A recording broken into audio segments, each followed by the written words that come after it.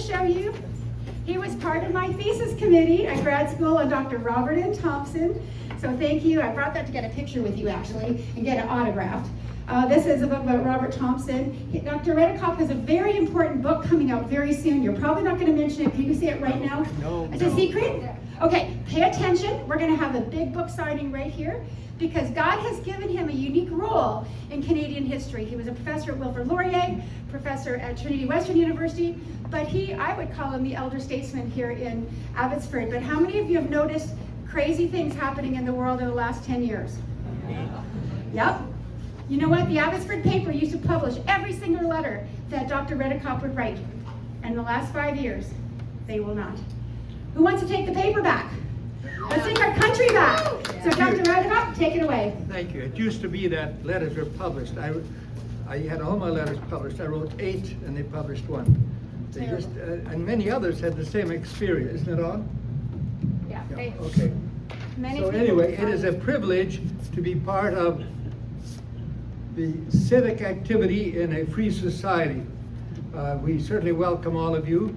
This is an important meeting because I think I don't exaggerate when I say whoever will lead the Conservative Party will likely be the next premier of this province. And we are privileged today to hear a very strong candidate. I have several pages of information about her. I won't read it all, but I'll mention a few things. She's been a member of Parliament for about 10 years. She was appointed to the cabinet by Prime Minister Stephen Harper. She served in a number of major committees and had major responsibilities. Significantly, she's also a lawyer, and in her legal profession has had very large extensive experience, even in the Supreme Court of Canada. So that is a major feather in one's cap if you do that kind of Can you hear okay? legal work. Just tuck right into the mic. Maybe I'll just hold it like this, that might be better. Yeah, that's better. Okay, so I have a lot of information. I'll just mention a few other things. She's, of course, Queen's Counsel. She has been recognized in numerous ways. She has been president of this is an important local thing, of the Little House Society, a house of support and help for those suffering from substance abuse. She's been recognized by Rotary International and in many other categories. But most importantly now, she's vying to be the leader of the opposition and hopefully then the leader of the government. Woo! So let's welcome Kerry-Lynne Findlay.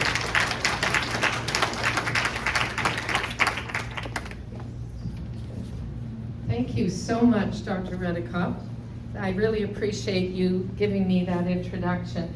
I'm not going to stand behind a podium because I feel it separates me from you, and I don't need to do that.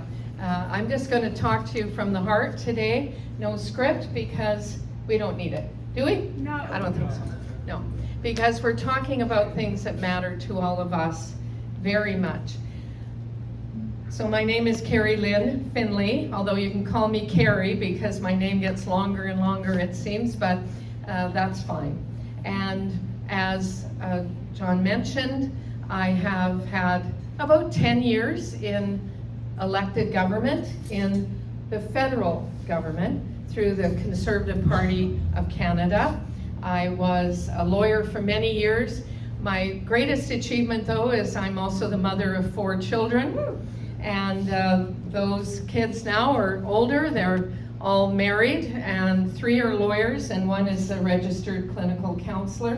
So they're out and on their own, and the youngest just had a baby, so I can say they are all also parents, which makes me a grandparent of 9.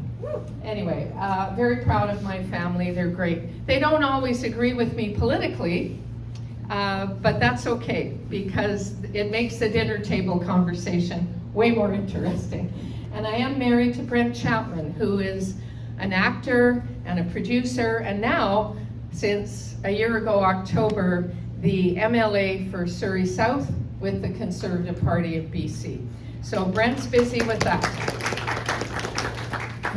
And all these years before that, he supported me in what I was doing. Well, he was doing his other life of acting, and before that I was a lawyer.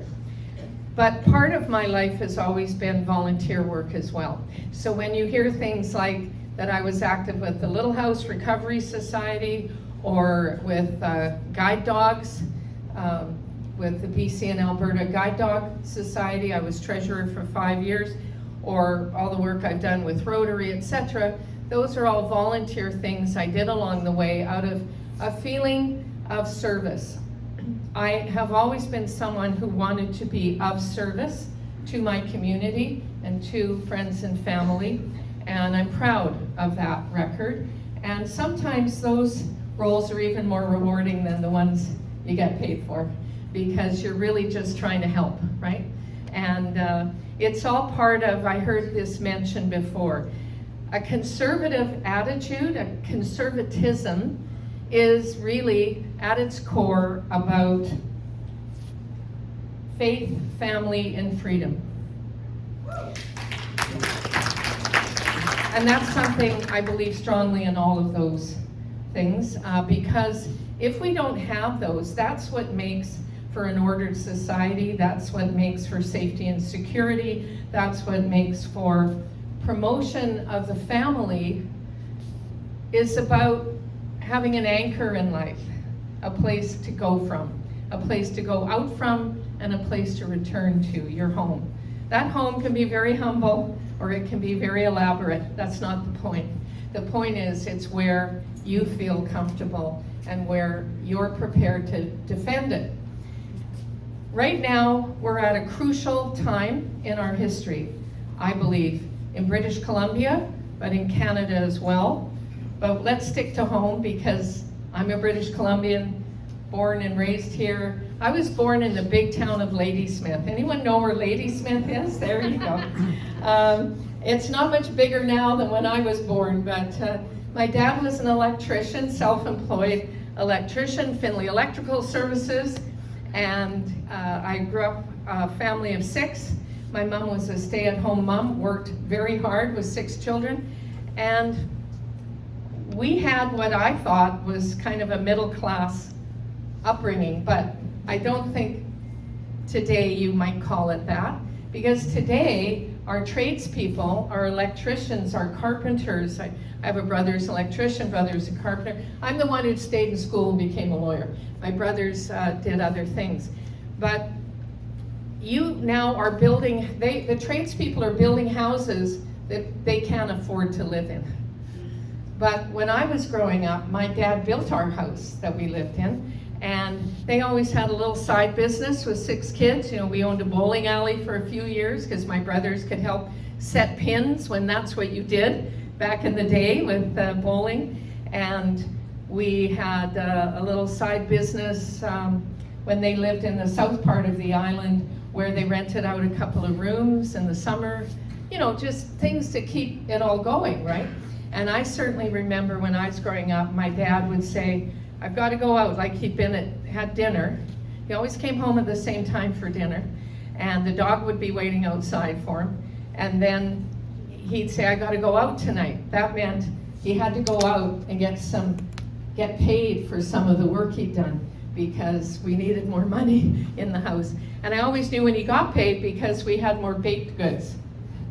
My mother would bake apple pies, and then she had all the ingredients to make them. So, and if my brothers left me some, which usually they didn't, I would get a piece. But growing up with 4 big boys, they went through all the really tasty stuff my mom made real fast. Anyway, that's my background. That's where I came from. Went through UBC. I took Soviet studies, poli-sci and history at UBC, and then went to law school. So, and I was 2 years ahead in school. So I became a lawyer at 23. And I got out there in the world. In those days, there weren't a lot of women in law. And I think we had 1 woman on the Supreme Court bench, 1 bencher of the Law Society. But anyway, I got started and ended up having a successful and satisfying civil litigation career. Along the way, I was president of the Bar Association in BC, again volunteer, along with my regular work. very busy life with kids and all that. But at 34, I had a tragedy strike in my life, which changes your trajectory. My husband died suddenly of a heart attack, and I was on my own, a single mom with 2 kids, 6 and 7 years old, and my parents came to help me look after the kids so I could go to school and all the things you have to do to cope and make it all work. And we bought a leasehold on Musqueam First Nation land. And I am absolutely delighted today that 2 of my neighbors from those days, 2 warriors along with me, John and Lillian, are there at the back. And I'm so happy to see you, my fellow leasehold warriors from those days, because I haven't seen them in years. Just delighted to see you here today. And the reason I'm bringing that up, because I did get married again, and we had 2 more children, and on it goes, to my husband Brent, who I told you about, is that I understand the threat that is happening today with DRIPA and the land title issues. Because I've lived it, and I've litigated it, and we won that fight. But it was tough, right, John? Right, Lillian? It was tough. And Lillian said, I didn't know you'd recognize me. I said, oh my goodness, we fought in the trenches together. Of course you and John, I know you. But this is what happened. I'll try and not take too much time on this, but it's so very important in our province right now. When we moved in there, it had been a peaceful community for about 25 years. About 24 years. A year after I moved in, the federal government decided to transfer taxing authority from the city of Vancouver over to the Musqueam First Nation. No consultation, they just did it with the stroke of a pen. When I moved in there, I was paying property taxes to the city of Vancouver based on market value. That's what most of us, if we're lucky enough to own a home, understand. But they gave it over to First Nations. So the first problem with that is you are not allowed to represent yourself or your neighbors to a First Nation unless you are a band member. If you have a dispute with your city, even though it's not easy, you are allowed to go to a council meeting or make a representation to a councillor or mayor. If you're under First Nation governance, it doesn't work that way. You have no right of representation. Secondly, then the provincial government said, Musqueam, you can keep all those property taxes. You don't have to remit 50% for schools, and you don't have to remit for the other things that the city remits for. You keep it all. Third thing, the BC government said, we are going to change the BC Assessment Act. And this was all under a previous NDP government. So under the BC Assessment Act, they changed how property is assessed on Aboriginal land and said, leasehold will no longer be assessed at market value. Going forward, it will be assessed based on comparable freehold or fee simple off reserve. Well, the difference then was about double.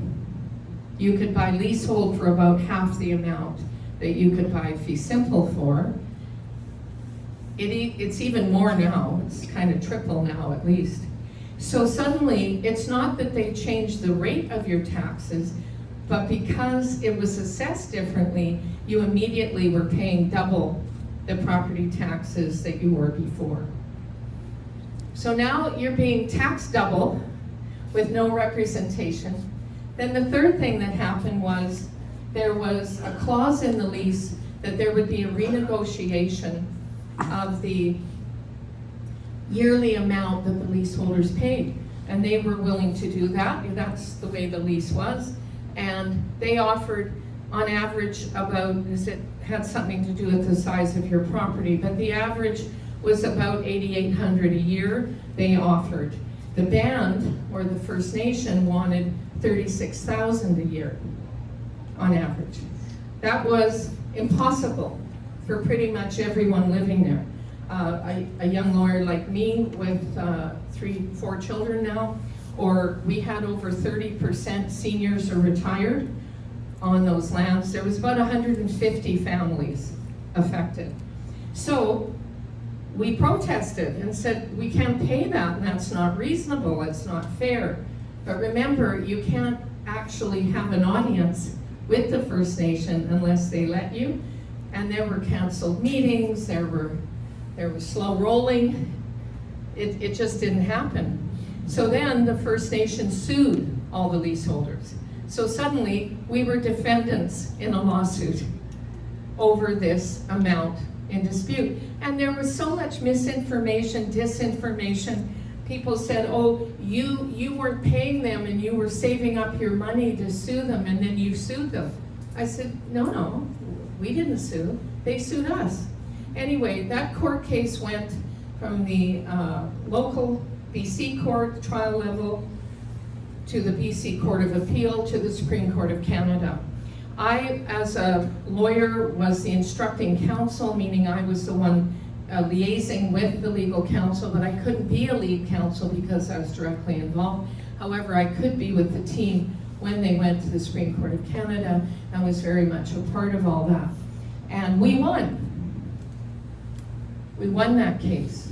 And the Supreme Court said that there had to be a discount because of Aboriginal governance and because of the uncertainty. But what happened along the way, and this is why this is so very relevant 25 years later to what all British Columbians are facing today.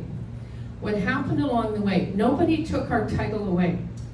You've heard Musqueam First Nation and the government saying, no one's after your title. But they sucked all the equity out of that title. It's a confiscation of assets. And when they suck that equity out, what happens? Appraisers can't appraise fair market value. Therefore, banks will not lend. You could not refinance. You could not mortgage, and you could not buy or sell. That's what happened. Nobody came and took your deed away from you, but the value of that deed was gone. And that would continue for many, many years. Some people lost their homes, went bankrupt over it. Others managed to just stay on and, cope. But when I say, and I have said publicly before, that the fear is real, the issues are serious, I know what I'm talking about. I've lived it, I've litigated it, I understand it. And no one is going to understand this complex, multi-layered issue more than someone has seen the effects, but also, in this case, as a lawyer, can see what the issues are and how we have to tackle it. So when I talk about repealing DRIPA, I am very serious about that. And then people say, well, what do you replace it with? I believe most people understand economic partnerships, economic development. It is not that I want to deny First Nations their economic development, but we need to do it in a partnership, one that works for all British Columbians. Indigenous people make up 5% of our population. So who is speaking for the other 95%? That is the issue. And I've heard many people say, including First Nations leaders, just let the courts work it out, they'll work it out. It's not that simple. Who is representing the Crown in these hearings? The government of the day. The government of the day instructs the legal counsel. The government of the day gives, well, first of all, they hire the legal counsel. Secondly, they instruct them. And just what happened many years ago in one of the first cases of Delgamuukw, another NDP government, then under Mike Harcourt, that case was won for the Crown at the trial level. And then the NDP government changed the lawyers and changed their instructions. And they said, do not defend private property rights. We're not doing that. We're not standing up for that. So the Crown lost at the Court of Appeal and they lost at the Supreme Court of Canada. But that was because the Crown, represented by the government, took a different position. Any of you who've seen this Cowichan decision and worried about it, as we all should be, will note that the judge said neither the provincial government nor the federal government took any position with respect to primacy, superiority of our land title system over DRIPA governance. That evidence was not before me at all. So we have two levels of government, but today we're here talking about BC, where they've abandoned the field for the 95% of us. That has to change, or we are going to be in disorder and chaos over our assets, our property, for a very long time. So that's why I offer myself up as someone who is a fighter and who believes we must fight, we must take a strong position, and sometimes you need a leader who's going to fight behind enemy lines, right? One of the positions I had with the federal government was I was Associate Minister of National Defense. And when I held that role, they would say, you got to find your battle rhythms. Well, any of you old soldiers or veterans here would know what I mean by that. You have to know where you're going, you need the focus, and you need to have your team and your troops, so to speak, alongside you, shoulder to shoulder, and you need to have the vision that you can fix this and you can change it, and you march forward with your battle rhythms. We've got a lot of issues to talk about today, and then I'm happy to take questions. But another big issue we're dealing with is SOGI in our schools. And I am very distressed about what our children are being subjected to through this program. And you'll hear people, the BC Liberals voted for this, remember that. The BC Liberals voted for DRIPA. The BC Liberals voted for carbon tax. The BC Liberals voted to condemn the Freedom Convoy. These are serious consequential decisions that were made in what we thought at the time was our coalition government of kind of liberals and conservatives. But their record speaks for itself. And at least two people in this race were part of defending those positions. And please do your research, because you have to understand that I really believe we need a conservative as leader of the Conservative Party of BC. Do you agree with me?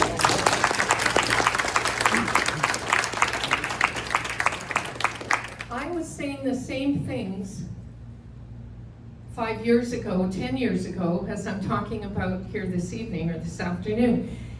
I'm not someone who you can pull up what they said 2 years ago and when they were defending DRIPA and defending SOGI and defending carbon tax. We have to be truthful with each other if we're going to move forward, and we also have to have clarity of vision, or else you get knocked off too easily, you know? If you're wishy-washy and you're not sure, it really doesn't work when we're at such a crucial point in our history. So in SOGI, just for a moment, it isn't part of our curriculum. It's in teachers' resources. So we have some teachers who never teach it, and we have other teachers who teach it every single day of the week. And we have a very militant teachers union that promotes that. Now they're going into queering outdoor education. I don't know what that has to do with going on a field trip and a hike and teaching kids about how wonderful it is to be in our outdoors, our God-given resources. This is not the place for that. And the age-inappropriate materials that are in our schools, here in Abbotsford, Chilliwack, Vancouver, Surrey, Delta, it doesn't matter where you're from, it's in all the schools. I had a coffee with Russ Hebert. Some of you may know Russ. He was the MP before me in South Surrey, White Rock, and he gave me a sheet of paper showing me some of the images from the books and then a list of all the schools these books were in. It's horrific. And it's confusing our children. We need to get back to the basics. Math, science, real history, not revisionist history. You know, those who ignore history are doomed to repeat it. We should understand the glory of our history and some of the bad mistakes we made. But this idea that we should all go around feeling like our ancestors were just terrible people, colonial oppressors, this is ideology gone mad. And this is not giving our children the confidence they need to face the competition of a very big and competitive world. I would like to see all our kids come out of school, whether they're going to the trades or they go on in school like I did. I would like to see them come out feeling, great, I'm Canadian, I'm confident, and I know what I'm talking about, and I'm going to go out there in the world and conquer it. What a wonderful feeling that is when you have that kind of confidence.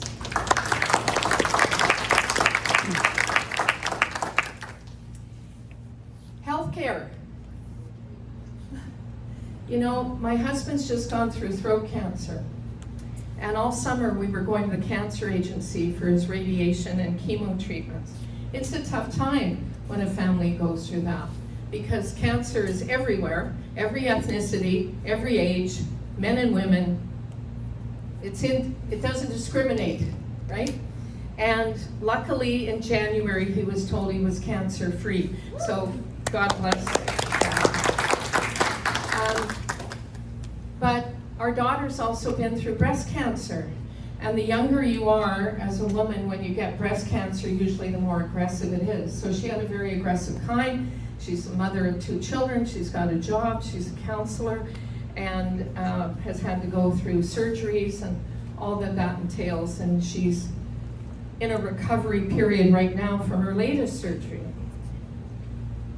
And the reason I mention that is because I have my own recent experience that when you get access to our healthcare, we have some excellent doctors and nurses. But access is an issue. And many people are lost waiting for that. And many people are being treated poorly. We got a call 3 nights ago from a family whose mother is dying. And they have her in a hallway at Langley Memorial.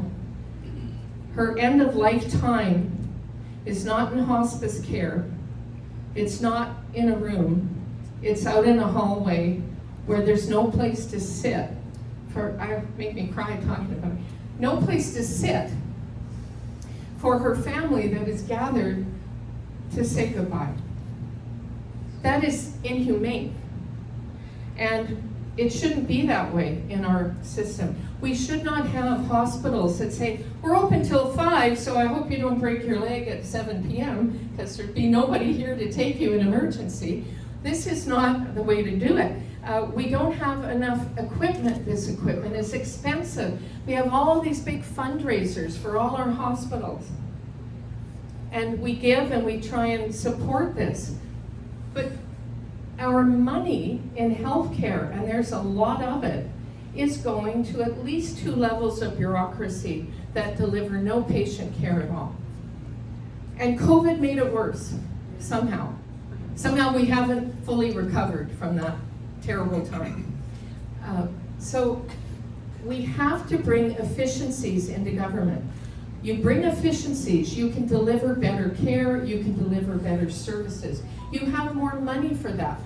I was Minister of National Revenue, and I apologize right now, I took your taxes for 2.5 years. I am sorry, I really am. But the good news is that when I was Minister of National Revenue, we had enough money to run this whole country, and under Stephen Harper, we lowered personal income tax, we lowered corporate income tax, we took the GST from 7% to 5%, we brought in income splitting for seniors, and we got back to a balanced budget and a surplus. Wouldn't that be nice in BC? And we did that by having a focus on what we're doing. You cannot properly govern off the side of your desk. And if you're more concerned about your DEI programs and overreach in environmental regulations and rules. You're not paying attention to the delivery. You have to assess with every project, just like you do in business. You have to assess outcomes. We've got a program. We've frankly got the highest environmental standards in the world. You've got the program, assess the program. If it isn't working, scrap it or repurpose it. But you don't say, you know, it's not really working, so I think we'll put some more money in. That's not governance, that's recklessness. None of us can run our households that way. None of us can run our businesses that way. We got a budget a couple of weeks ago. I call it the no hope budget.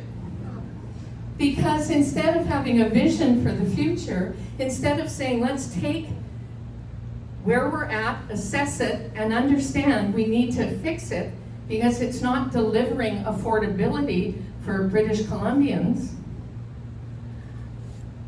they said, yeah, we've overspent. Yes, we've spent recklessly. But you know, we have a solution. You know what that solution is? You will pay more taxes. That's not a hopeful vision for the future. We had, year before last, we had over 70,000 British Columbians left our province, most of them under the age of 40. We're losing our best and brightest. We're losing investment because they're losing hope. This is a beautiful province. We all know that. Then why are people leaving it? Because they can't afford to live here. And that is the government's fault. It is this NDP government's fault. They have now put us at $183 billion in climbing in debt, a deficit of $13.3 billion, a bloated bureaucracy, over 40% increase. This is not progress. Then when with the taxes come in, they said, oh, this is really taxing the middle and high income earners. Well, no, it isn't, because they've upped the rate at the lowest income bracket. And they brought PST on things we never used to pay PST on. So now your bookkeeper for your small business, extra 7% automatically. You go to get your shoe repaired, extra 7%. I would repeal the expansion of all those PST. And I also want to look at taxes on everyday essentials. I'm going to axe the tax on gas and diesel. That will give us back 44 cents a liter. A liter isn't very much. I think about a liter of milk or cream. It's not very much. And 44 cents of every liter is taxes. We pay the highest gas prices in North America, not just Canada, in North America. Also, I think the NDP government, I will give them this one, in Manitoba has the right idea, and we should take the PST off food, our groceries. So if you reduce the taxes on gas and diesel, and you know, look at our truckers. The truckers are the ones that deliver the food to our grocery stores and goods and services throughout the country. If it's cost them less, they don't pass that along, your grocery bills are going to come down. And then the taxes taken off, your grocery bills will come down. We all need this. Seniors have fixed incomes. They can't keep paying more and more and more when they're not bringing in extra income. We're going to have a time for questions. So these are practical, real things we can do right away on everyday essentials to make life more affordable. There's a lot that needs to be fixed. There's a lot we need to address, but we can do it if we have leadership, focus, and we know where we're heading. This has to be returned to a province of hope. We have to unleash our natural resources. Our God-given resources should not be left to the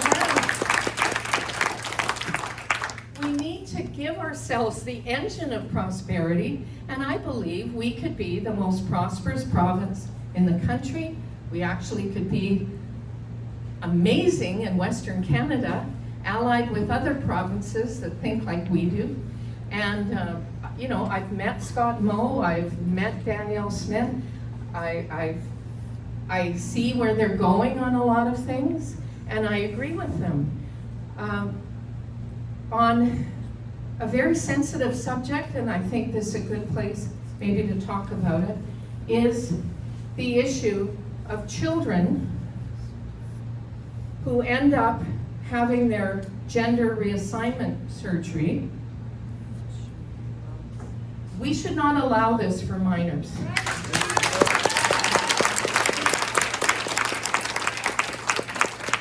When you're an adult, you can make your own choices. And that may be a choice you make. But as a child, life-altering, gender-altering surgeries and therapies, I don't agree. Because you're talking about children who cannot sign a contract, who don't have legal capacity to marry without their parents saying so, and we get into parental rights with all of that.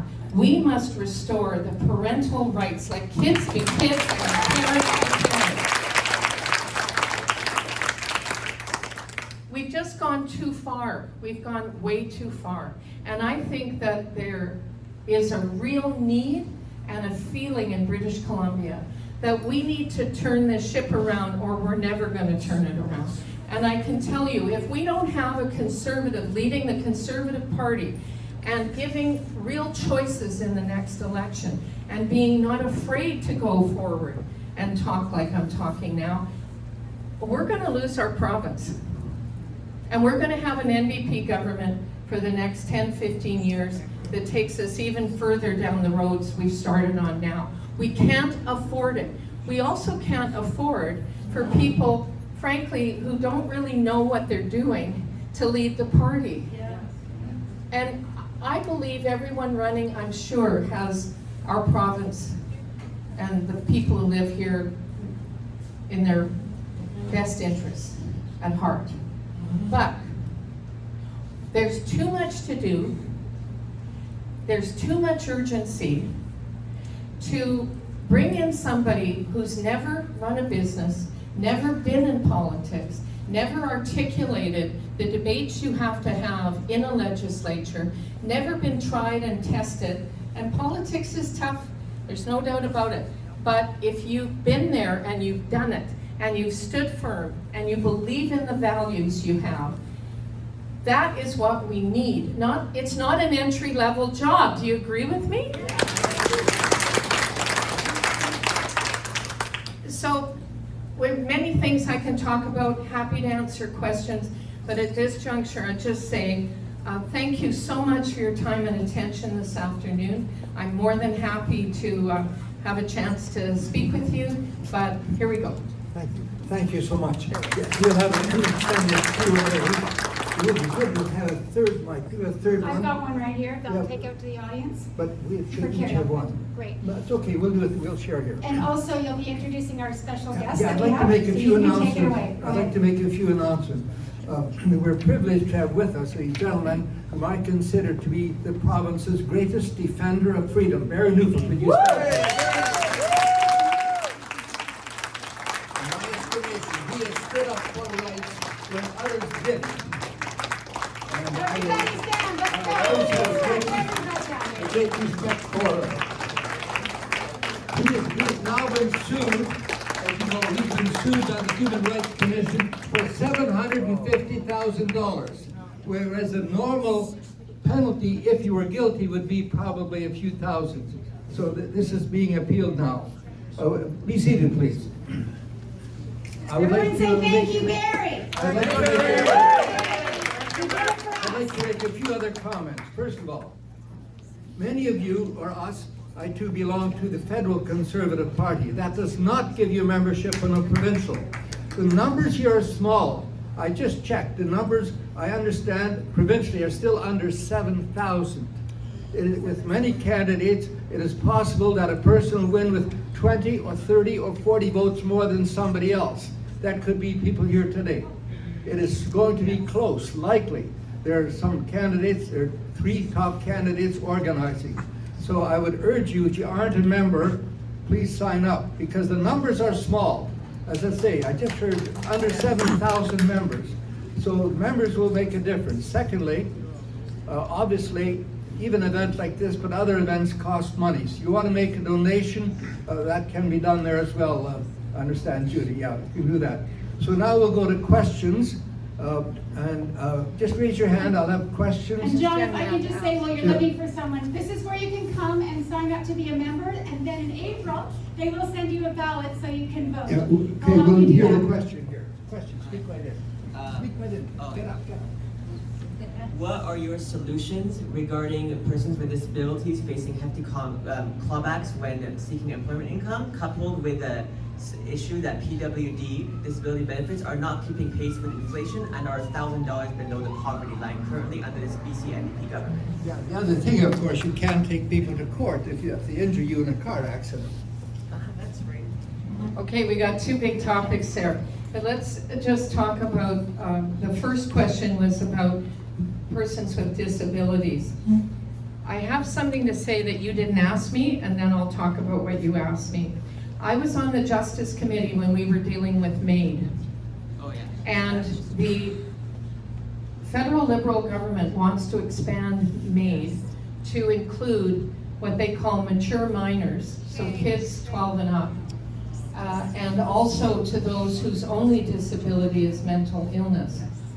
Whereas before, that was based on if you have an irreversible terminal illness and your suffering is great, you might opt for MAID. Now they want to make it not just easily available, but it is being pushed by certain healthcare professionals. We had several people with disabilities testify before us. There is no organization in Canada that advocates for persons with disabilities who agrees with the pushing of this onto people. And we had people in wheelchairs with a good quality of life who would have like an illness like respiratory, say like pneumonia or something, and they're pushing MAID on them. We have veterans who've been told, we'll look after your family, your wife and kids, so you'd be better to end your life. And then I believe in the sanctity of life, and I believe in the dignity of every person, and that is just wrong. So I did want to say that. But the question is really about economics and the fact that disability payments and that are not even keeping up with inflation. And there's not enough advocacy for those persons with disabilities. I agree there isn't, and I agree that this has to change. I also think we have to look more and more at employment opportunities for very bright people who may happen to have a disability to the extent of their capabilities. And as an MP, I always had at least 1, sometimes 2 employees doing part-time work to the level of their abilities in my offices. And that's why. Because the dignity of work, the dignity of being able to earn a paycheck and contribute for yourself and your family means everything, right? The failure? Yeah, okay. Of One of the policy positions I've taken is that we need to restore tort rights in this province. The NDP tried to take it away 25 years ago when I was on the executive of the Canadian Bar Association. Just explain what tort rights are. Okay, well, when you are in a motor vehicle accident and you have an injury, you have previously had the right to get a lawyer if you needed one and advocate for proper damages based on your injury. Now, the reason that's important is that the same injury for different people has different effects. If you lose a hand in an accident, not your fault, and you are a carpenter, or you are a dancer, or maybe a seamstress, you need that hand to do what you do, a pianist. if you're a lawyer like me, where we're used to earning our living by talking, whether I have a hand or not, I can learn maybe to write with the other hand, or I can work a computer with the other hand. It's not as big an injury for me as it might be for you. And that's where lawyers, the Trial Lawyers Association and those group of lawyers come in, because they can advocate for damages for your rights that are specific to you and what happened to you. You are a victim of an accident. The NDP before tried to bring in to get rid of that. You just pay everyone the same, basically. I mean, it's more complicated than that. But we fought against it, the trial lawyers, the Canadian Bar, and we won. This time, this new NDP government brought it in all over again and took all your tort rights away. And that's what I mean by tort rights. That is based in British common law that goes back to the beginning of our nation. We're going to repeal that. We're going to bring back those rights so that people who are injured don't get the runaround through a very bureaucratic government overreach system that does not allow individual victims to get their damages. That's what we're going to do. Next question. Thank you, Kerry-Lynne. We need you. We need you. And my question is, you've mentioned many things made, I agree with you. I wonder your policy or stand for the terrible attack on our young people with drugs. Thank you. We have lost 50,000 Canadians in the last decade to drug overdose. It is not caring or compassionate to leave people out on the street with their severe drug addiction, without treatment and without hope. However, it is also not fair or compassionate to have those people bring chaos and disorder into our neighborhoods and our streets. So we have to do more. I like, frankly, the Alberta model I'm seeing. They're having great success, where they have invested in treatment facilities, beds, that sort of thing, and they have had a lot of success in bringing people back. We need to invest in bringing those of us and our families who are subject to drug addiction, and other addictions. We need to bring them back to a healthy life, a productive life. That is worth investing in, but we have to help them. We shouldn't just leave them out on the street bent over and not knowing where they are. This is not compassion, and I've said this before, and you may agree with me on this, John. The NDP loves to use the language of compassion. Yes. But are they actually compassionate? Or are they crushing regular working men and women, and are they leaving people mired like that? And in supported housing, in government-funded housing, I have said, and I'm going to say again at a public meeting on Monday, I do not believe there should be drug use in publicly funded housing, and I don't believe that they should put hardened addicts in the same facilities with vulnerable people, seniors and low income. Why do they not get the dignity of life? They should be in a safe, secure place.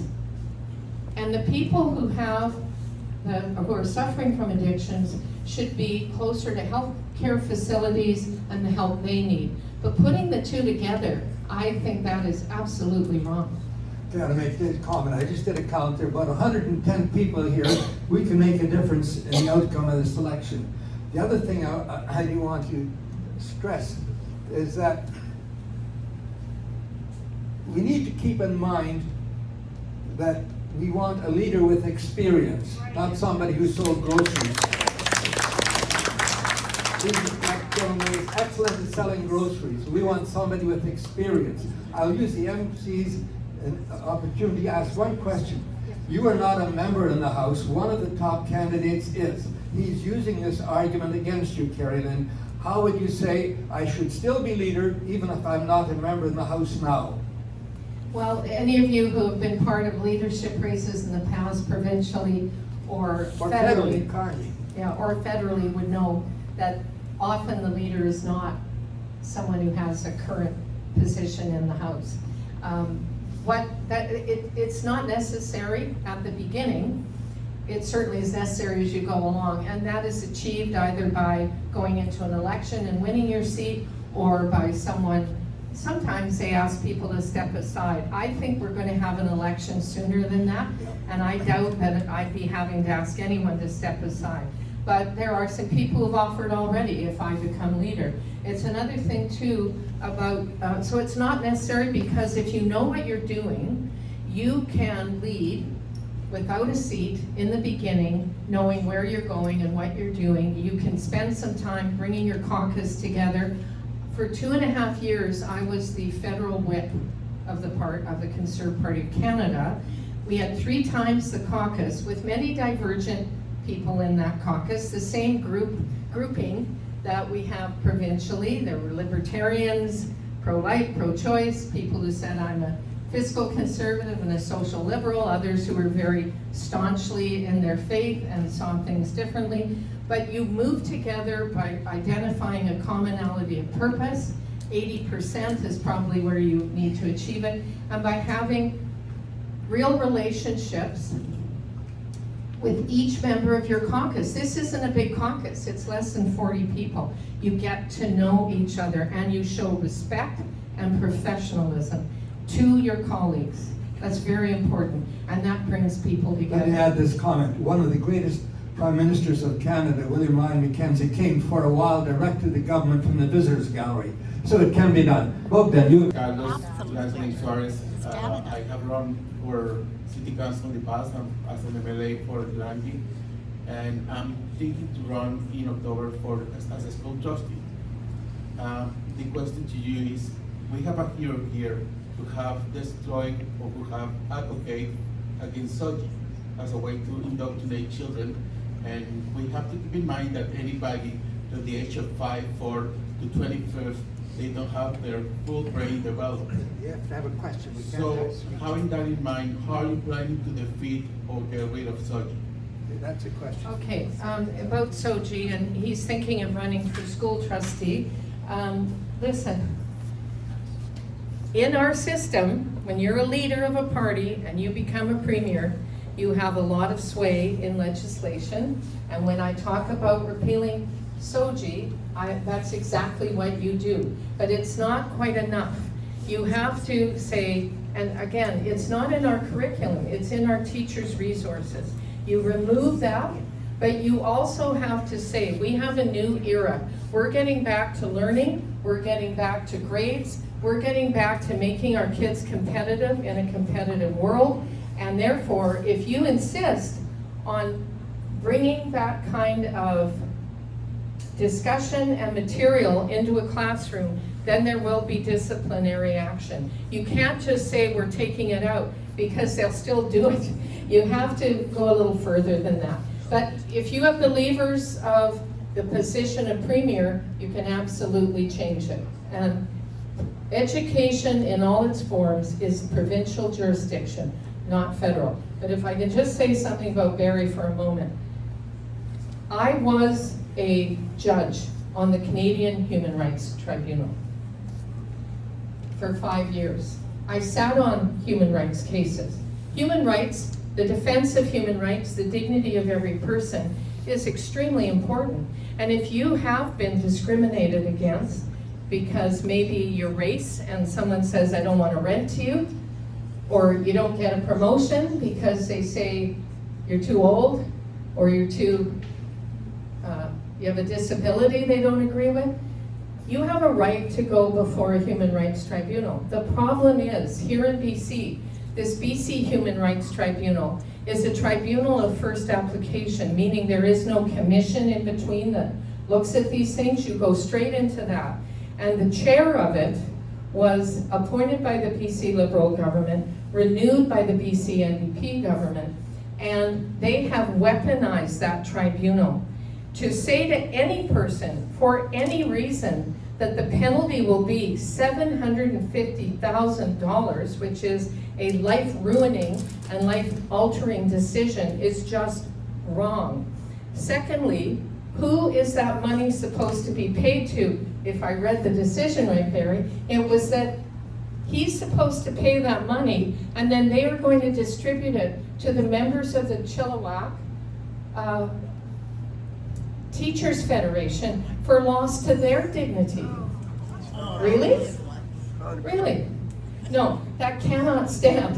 But yeah, you're right to laugh. This is so absurd.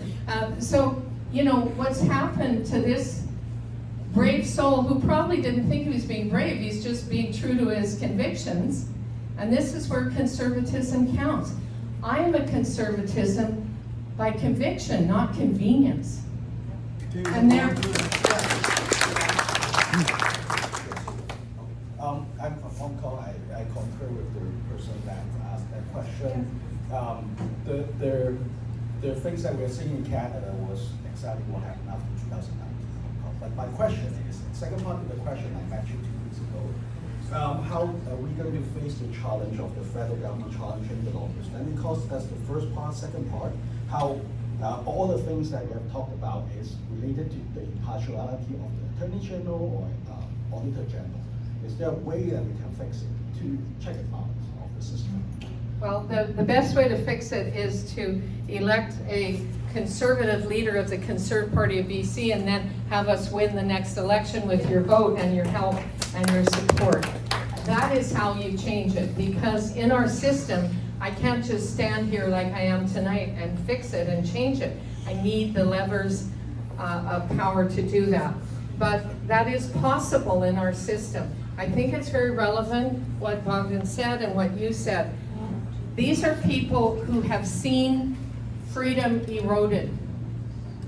They've been part of countries where they watched it happen. And then they had to try and fight to get out from under. Some of the most courageous and greatest defenders of free speech, of freedom of assembly, of freedom generally, are people who've lived in those regimes and they understand what it can do. Us as Canadians, we tend to be passive, peaceable, peace-loving people, and we don't want to believe that the people around us actually are going to do us ill. We want to believe that, you know, everyone wants kind of the same thing, but it's not true. There are people around us who just want power and influence, and they will do what it takes to get it, and then they will go into government overreach. Can I just say one thing, John? Bill 36 comes into effect April 1st. Going to be followed by Bill 21. They are taking away our self-governing professions. They're taking away what we have always understood as our College of Physicians and Surgeons and our Law Society. All our healthcare professionals, our doctors, our nurses, our occupational therapists, our speech pathologists, everyone in the healthcare field is now going to be controlled directly by government, not by a self-regulating body. And lawyers like me, they're not only wanting to change over to their appointees being the benchers, in other words, looking over admission to the bar and discipline, they want to put a commission of Indigenous elders over the top of that, who are not necessarily lawyers and don't know the profession. This is government overreach, it is government control, and we're heading in the wrong direction with all of that. I'm sorry, you've had a question. Thank you, Richard. Yes, thank you for being here.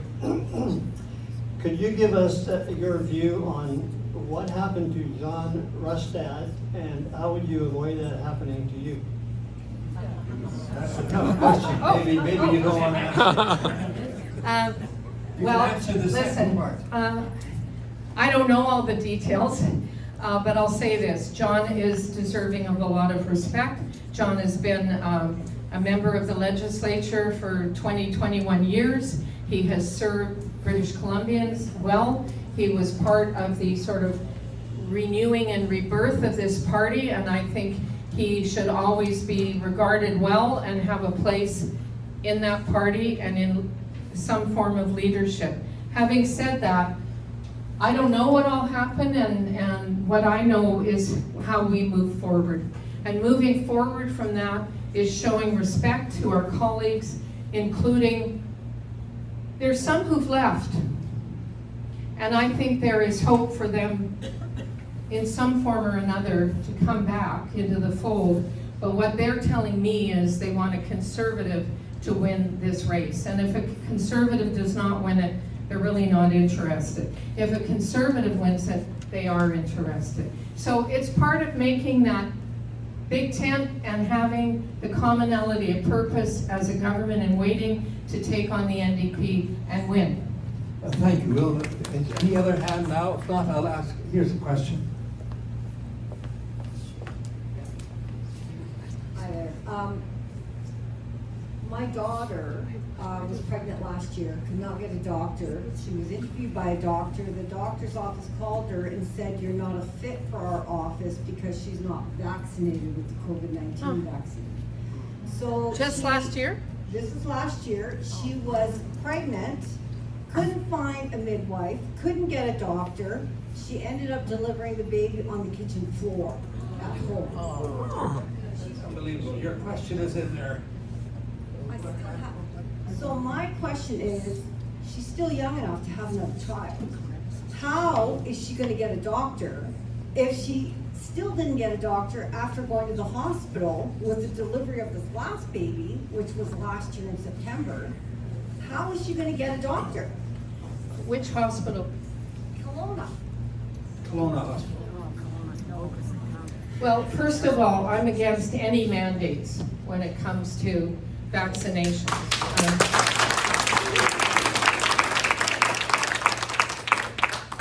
Because, again, it's government overreach, and it's government taking something as personal as our personal and bodily autonomy and saying, you know what, who's in your bubble and who's close enough to you, and we'll decide who you have over for Christmas dinner, and we're going to tell you that you can't go on a train or a plane or a bus.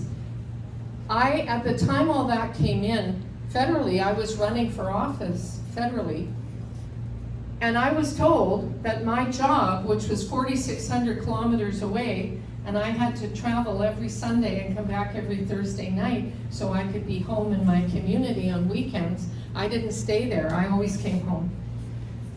That I couldn't get in a plane or on a train or take a bus to get back there. And if I had driven the 5.5 days to get back there, I wouldn't have had time to, it was impossible, right? And I had the 2 vaccinations. I've never had a booster.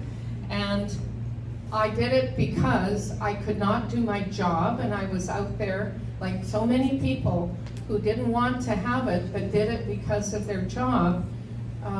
And then I had the indignity, as far as I was concerned, of Prime Minister Trudeau saying, I didn't force anyone to have it, I don't know what you're talking about. We were banned from Parliament if we didn't have vaccination. They had your picture on a list, like you were in the 100 most wanted or something, where you were stopped from walking into the building. Yes, they forced people all over the place. Look at our nurses. When nurses were not allowed to nurse because they didn't get vaccinated, then a couple years later, Bonnie Henry and this government lied and said, you can come back to work. And then in the small print it said, as long as your vaccinations are up to date. I had nurses coming up to me crying with paperwork like this saying, I want to work, I'm qualified to work. They won't let me work. This is ideology again gone mad. As far as right now, when you do not have to, we're not in this lockdown, we're not in mandates, and I hope that this never happens to any of us again. There is no medical or compassionate reason why a pregnant woman should be turned away from any healthcare facility for that reason. And if it takes legislation, then we'll do it. That's absurd. I'd like to do a follow-up of what you talked about in healthcare. In my research, I came across this data. Germany has 1/5 as many administrators in their healthcare system as British Columbia. And by the way, there's almost no waiting time. So my question to you, Kerry-Lynne, is how can you eliminate people who have these appointments in administration? Well, by winning the election. You know, you do have a say, if you are premier, over who your bureaucracy is, whether it's in government, as deputy ministers, associate deputy ministers, assistant associate deputy ministers, et cetera, you do have a say. Also, you can revamp. Our health authority system needs a real overhaul. My daughter with breast cancer, who lives in North Vancouver, needed a surgeon for reconstruction after her double mastectomy. There was no doctor on the North Shore who did that particular surgery. So she asked for a consultation in Vancouver. They said, oh, that's a different health authority. You're not allowed to come here. Yeah, but there is no one in my health authority who does that. So they said, oh, you're going to have to go somewhere else. Eventually, she found a doctor, a microsurgeon, excellent young doctor, at Surrey Memorial, who also has a sort of, I don't know what it is, but like an office of his own alongside the hospital. And he agreed to take her on. But he had to go through all sorts of hoops, and she had to wait over a year more, because now that's another health authority. Like, this should be about patient care and need. She had to go to Victoria to get a PET scan to find out if she had more cancer, because the one PET scan at VGH was booked up for 3 months. And if they'd waited 3 months, it would have been too late if it was rampant. This is unacceptable. And this is why people are going to other countries for their health care and their surgeries.